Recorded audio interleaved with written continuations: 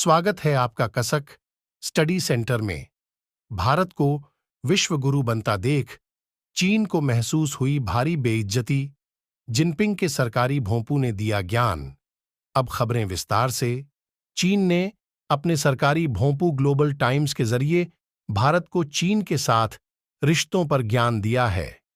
मोदी सरकार के पिछले एक दशक के कार्यकाल के दौरान चीन के सामने तनकर खड़े होने की तिलमिलाहट साफ नजर आई है। इसमें चीन के साथ संबंधों को खराब होने के लिए मोदी सरकार पर निशाना साधा गया है।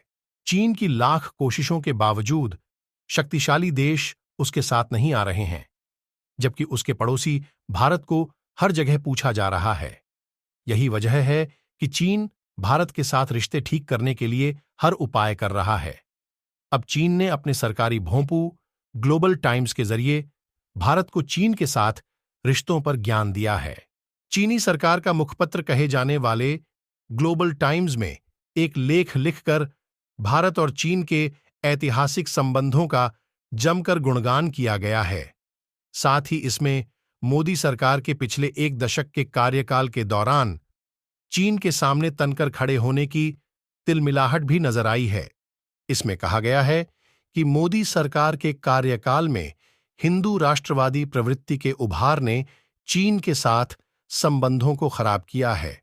लेख में भारतीय विद्वानों से चीन के प्रति मोदी सरकार की नीति की आलोचना करने की भी अपील की गई है।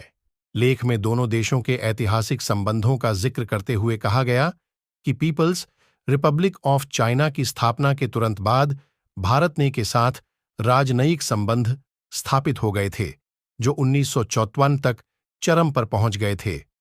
हालांकि उसके बाद दोनों देशों के बीच सांस्कृतिक आदान प्रदान में उतार चढ़ाव आया है और पिछले कुछ वर्षों में यह गंभीर रूप से बाधित हुआ है। इसमें कहा गया है कि चीन और भारत के बीच संबंधों में यह खराब स्थिति भारत की घरेलू राजनीति में बदलाव, हिंदू राष्ट्रवाद के उदय और भारत के सामाजिक परिवेश में दक्षिणपंथी प्रवृत्ति की अधिकता के चले आई है। भारत के विश्वगुरु बनने से टेंशन में चीनी अखबार ने भारत के विश्वगुरु के रूप में स्थापित होने को लेकर भी अपनी तिलमिलाहट जाहिर की है।